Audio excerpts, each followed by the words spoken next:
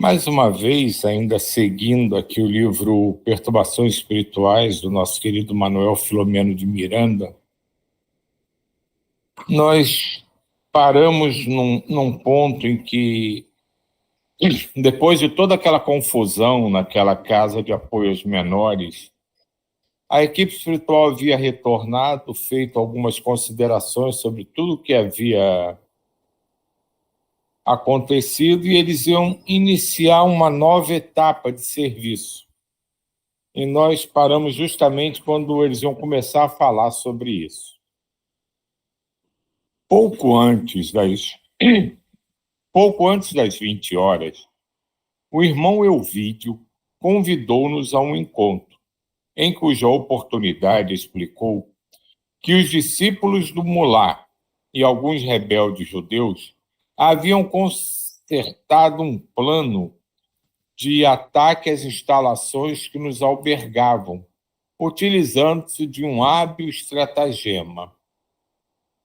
O Mulá, para quem não está lembrado, é aquele espírito lá do início, já do livro anterior, né, que tinha um verdadeiro exército em que ele não só não reconhecia, como não acreditava em Jesus e se esforçava ao máximo para destruir o que ele pudesse das instituições espíritas e de tudo que pudesse ser ligado de alguma forma a Jesus. Só lembrando, ele foi envolvido, né, pela equipe, levado para orientação e tratamento, mas muitos ligados ao, podemos chamar, exército que ele tinha construído, ainda não estavam no ponto de serem acolhidos e permaneceram livres. E são esses que agora se juntavam e arquitetavam um plano para perturbar os trabalhos realizados. Pouco distante da sede das nossas atividades, havia uma espécie de Cracolândia, onde se encontravam adolescentes viciados, adultos sem teto, traficantes inescrupulosos, ébrios contumazes, sob a falsa vigilância de alguns policiais inescrupulosos que também os exploravam com propina para deixá-los à vontade. Era um lugar perigoso, porque os seus membros encontravam-se em lamentável estado de degradação da saúde, sob qualquer aspecto considerado. Alguns eram verdadeiros fantasmas desfigurados. Outros haviam perdido o equilíbrio emocional e ficavam atirados ao chão entre uma e outra dose mais devoradora. Os passantes, não poucas vezes, mesmo evitando qualquer aproximação, eram insultados ou agredidos. O vampirismo espiritual ali reinava soberano, mediante o qual não se sabia dizer qual o mais infeliz e dependente, seu ser reencarnado ou o seu explorador psíquico, que se acoplava de maneiras a absorver-lhe todas as energias e vapores eliminados pela drogadição. Para que culminassem o atrevimento, reuniam-se alguns hábeis obsessores que se misturavam com os dependentes viciados e estavam telementalizando-os para um ataque massivo durante a reunião doutrinária, com objetivos de furto e pânico entre os frequentadores. Uns 8 a 10 doentes, naquele momento, seguiam em direção ao edifício, guiados por um terrível algoz desencarnado que viera diretamente das furnas onde se acolhia. Essa descrição que ele faz aqui, o que ele chama de Cracolândia, o envolvimento espiritual, a sintonia, a vibração entre eles, é exatamente o que constrói o que depois no mundo espiritual a gente chama de umbral. Funciona exatamente assim. Os espíritos desencarnados vão se ligando por sintonia, por faixa vibracional, e todos esses sentimentos vão se somando, vão interferindo um no outro, vão chamando a atenção de outros mais capazes de influenciar mais negativamente naqueles que já estão ali, e a situação vai como se perdendo o controle. Então, essa dinâmica que ele descreveu aqui é exatamente como se desenvolve no que a gente passou a denominar umbral no mundo espiritual.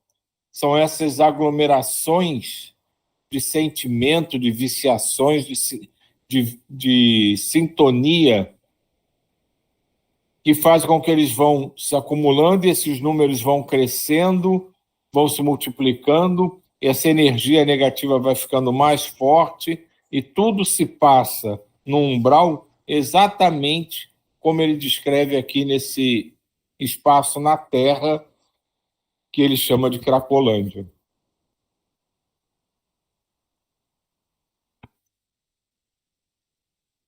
O diretor espiritual havia inspirado o presidente da casa, o irmão Ovídio, para que reforçasse as defesas do salão, colocando vigilantes cuidadosos e que estivessem prontos à interferência tranquila ao primeiro movimento de perturbação, ou mesmo evitando que os agressores se adentrassem no recinto.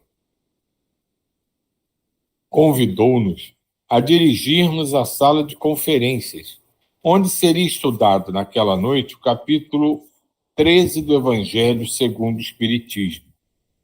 Não saiba a vossa mão esquerda o que dê a vossa mão direita. O item: fazer o bem sem ostentação. A expositora era a irmã Vicenza, a médium devotada, cuja existência constituía um verdadeiro patrimônio evangélico, graças às suas renúncias, abnegação e devotamento ao bem, na ação luminífera da caridade.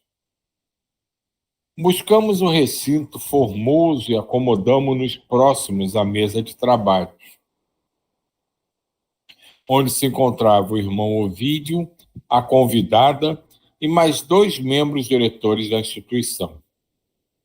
O mentor encontrava-se à porta de entrada do salão, aguardando os enfermos espirituais ao lado dos companheiros encarnados e de alguns generosos trabalhadores desencarnados também apóstolos. Quando a devotada cristã começou a falar, em menos de 10 minutos, mantendo todas as atenções nela concentradas, ouvimos um barulho ensurdecedor que vinha do exterior, e a um sinal do benfeitor, dirigimos-nos à porta central, de onde deparamos com uma cena terrificante. Em uma nuvem escura de descargas mentais, viciosas e de baixíssimo teor, nela, se movimentando diversos indivíduos profundamente desgastados e vampirizados, que altercavam em altas vozes sobre os acicates dos espíritos vis, Outros, desocupados, sem saberem o de que se tratava, acompanhavam. À frente vinha um indigitado instigador e comandante que parecia controlar a turba meio alucinada. Alguns pacientes estavam em estado de consciência alterada, outros quase hebetados, e mais outros vociferavam, erguendo os pulsos em atitude agressiva. Providencialmente, já nos degraus de acesso à porta, ela foi cerrada e alguns lidadores do bem enfrentaram a turba com palavras mansas, mais claras e definidoras de ação. Um jovem tomado pelo vingador, trazendo na mão uma acha de lenha, levantou em comportamento de violência, blasfemando e contorcendo-se de desespero, sendo detido por um dos vigilantes, que o segurou com energia, evitando machucá-lo, mas também não ser ferido. Ante a defesa bem organizada, os aturdidos debandaram em gritaria, prometendo retorno logo que fosse possível, ficando a área impregnada de fluidos deletérios que seriam diluídos logo depois. Então, isso aqui é interessante que fala nesse parágrafo. Mesmo que a defesa bem organizada, eles não conseguindo o intento dele de atacar o grupo, as energias que eles geram permanecem ali, precisam depois serem limpas, porque elas ficam, senão elas ficam ali gerando energia a partir daquela energia deletéria, e isso é como um ponto de chamamento. Então, quando acontecem esses trabalhos em que há embates entre luz e sombra, bem e mal, do jeito que se queira chamar, às vezes as energias deletérias trazidas por esses grupos em desajuste ficam no ambiente. E depois de tudo resolvido, o trabalho não acabou. Essas energias precisam ser retiradas para evitar que elas se tornem um ponto de contato, mantendo essa sintonia com esse grupo em desajuste. E que também não fique ali gerando uma possibilidade de pegar um trabalhador mais incauto ou que tenha alguma brecha no decorrer do dia e possa ser pego por aquela sintonia, por aquela viciação. Não fossem as medidas de precaução, teríamos sofrido uma invasão de resultados dolorosos, com prejuízos financeiros, morais e espirituais. Algumas pessoas na sala perceberam a movimentação no exterior, mas mantiveram-se em equilíbrio por saberem que as providências compatíveis estavam sendo tomadas e tudo terminaria em paz, como realmente aconteceu. Curiosamente, alguns dos obsessores dos pacientes drogados permaneceram em frente à entrada, estremunhados e tendo à frente um digitado chefe que retornou à carga, sem a vítima encarnada. E porque as defesas espirituais estivessem cuidadosamente carregadas de energias que lhes dificultavam a entrada, o irmão Elvídio abriu um corredor vibratório por onde se adentraram como se for uma conquista deles, incapazes de retroceder, ali permanecendo, enquanto a expositora falava sobre a caridade para com os infelizes e perturbadores, os inimigos do bem. Então, vejam como é interessante, né? Tinha toda uma proteção para que eles não entrassem no ambiente. Mas a partir do momento que a parte encarnada daquela turma de desequilibrados retornou e ficaram só os desencarnados insistindo em fazer algazarra e perturbar, foi aberto como se uma passagem por dentro da proteção que havia na casa, para que eles tivessem a falsa impressão de que tinham conseguido invadir. Mas, na verdade, eles tinham sido isolados pelas mesmas energias que impediam que eles entrassem no recinto. Foi-se feito um casulo para que eles entrassem na casa e ali permanecessem. Para quê? Para serem envolvidos e atingidos pelas vibrações do que a médium estava falando, sobre caridade, sobre o amor. Então, é uma forma de tratamento não violenta, porque não é contra a vontade deles, propriamente dito, porque eles nem perceberam que estavam ali porque foi permitido.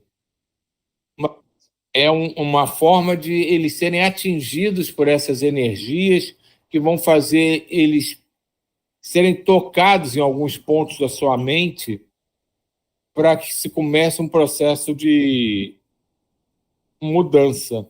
Diga aí. Muito inteligente, toda atitude inteligente, achei fantástico. Porque quando você estava lendo aqui, aí ele falou o capítulo 13º do Evangelho segundo o Espiritismo, eu falei assim para mim, ué, por que eles escolheram esse capítulo? E agora veio a resposta, né? Que aí, como você falou, vai botar ele dentro do casulo e ele vai ser doutrinado, que até então era inacessível, porque eles não queriam. E tudo isso ele está pensando que eles estão, como você acabou de falar, que eles estão no controle da situação, né? É só isso.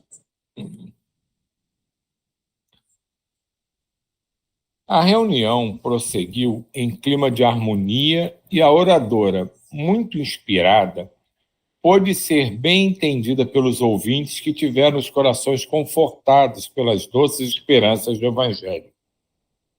De imediato, foram aplicados passos coletivos na assistência e os trabalhos foram encerrados sem qualquer alteração prejudicial. Pairavam no ambiente peculiares vibrações que denotavam agitação inabitual. Após a tentativa de invasão fracassada, percebemos que verdadeira horda de espíritos belicosos cercava o edifício.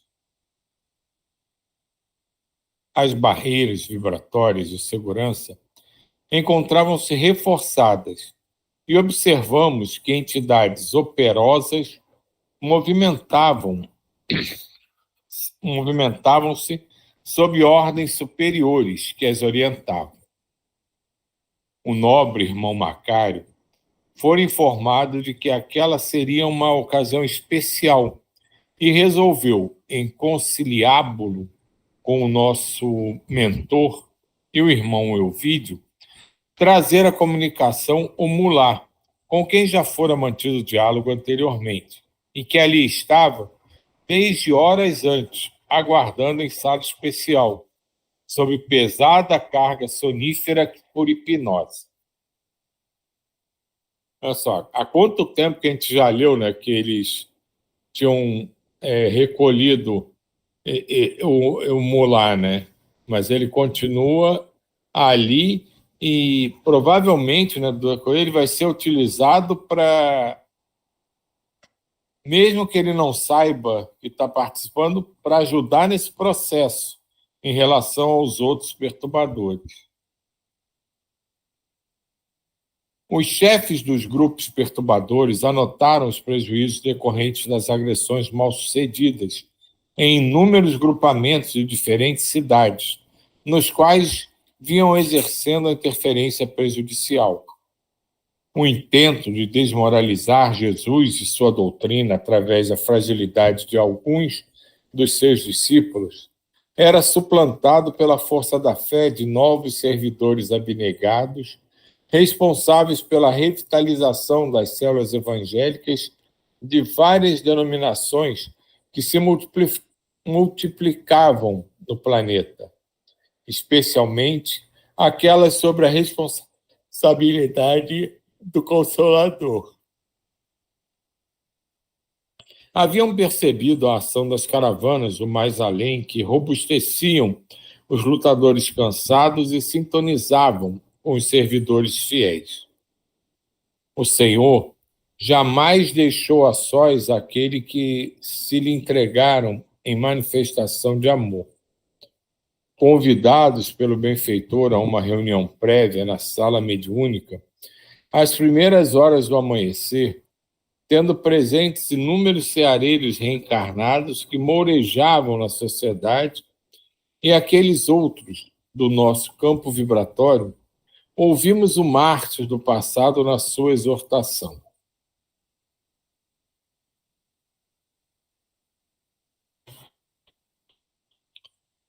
Irmãos queridos, a hora urge. Os acontecimentos funescos que enlutaram a Terra no começo do século, através dos atos de terrorismo coletivo e individual, foram trabalhados nas esferas espirituais inferiores e transferidos para o mundo físico. Um dos seus chefes reencarnou-se tempos antes com a infamante tarefa de estarrecer o planeta com a sua hediondez e insensibilidade, sob tenebroso comando das trevas de que participava.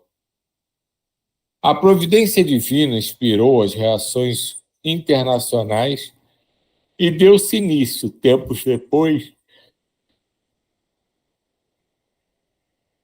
à Primavera Árabe, mas os reclamos do ódio dos alucinados pelo fanatismo incendiaram o Oriente e ameaçam o Ocidente, com as labaredas destrutivas que a tudo devoram, infelicitando milhões de desafortunados, expulsos das suas terras e fugindo para acampamentos hórridos, em resgates ultrajantes. Compaixão, todavia, o Senhor vela por todos, e a questão vem merecendo compaixão e misericórdia nesse processo de depuração do planeta em transição. Isso aqui, diz aí, é mais ou menos aquilo que você estava falando antes, de a gente começar, né? Daquela ação insidiosa, né? A espiritualidade em desajuste, se aproveitando de alguns membros de uma determinada linhagem, conseguiu envolvê-los e fazer-se difundir ideias totalmente contrárias, né, ao amor, à fraternidade, à união pregados por Jesus e o que deveria ser o objetivo de qualquer tipo de religião. A humanidade defronta, mais uma vez, um dos seus graves momentos históricos, porque a volúpia dos enlouquecidos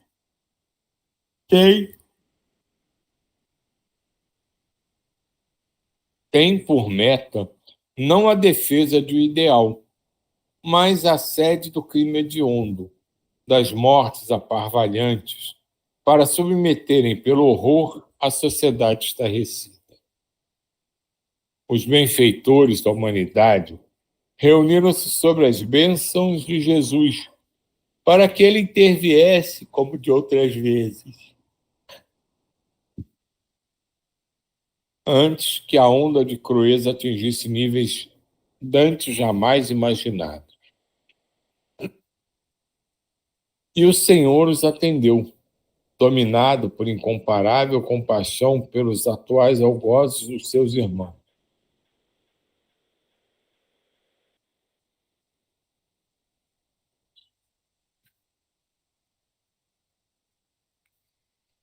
Ainda verteremos muito pranto antes que as nuvens encarregadas de rancor cedam lugar ao sol da fraternidade, trabalhando com acendrado carinho e sacrifício as falanges da luz, além de amparar os perversos em luta, reencarnam-se em massa para a grande e final batalha que será travada no mundo físico.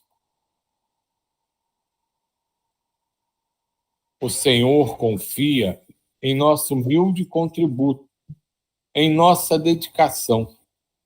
Logo mais estaremos dialogando com o nosso inditoso irmão, concluindo uma etapa de alta significação. Confiemos. Todos nos encontrávamos visivelmente emocionados. Pequenos obreiros que nos reconheciam ser, não compreendíamos que a humília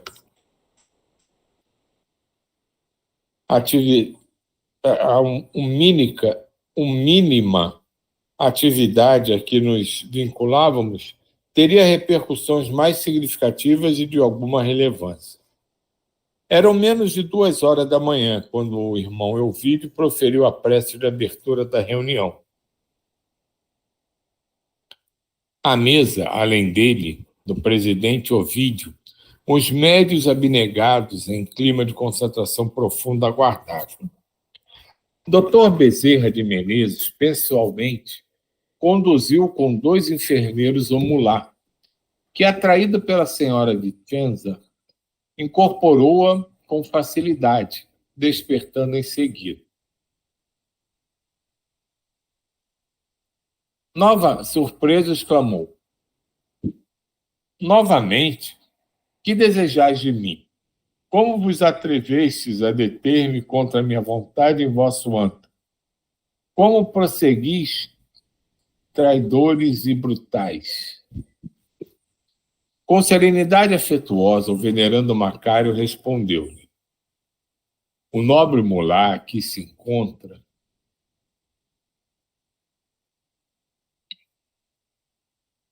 por vontade própria, desde que veio anteriormente a atitude agressiva contra o labor de Jesus Cristo. E continuo no mesmo e firme propósito. O cordeiro tem que ser novamente imolado para a verdadeira glória de Alá.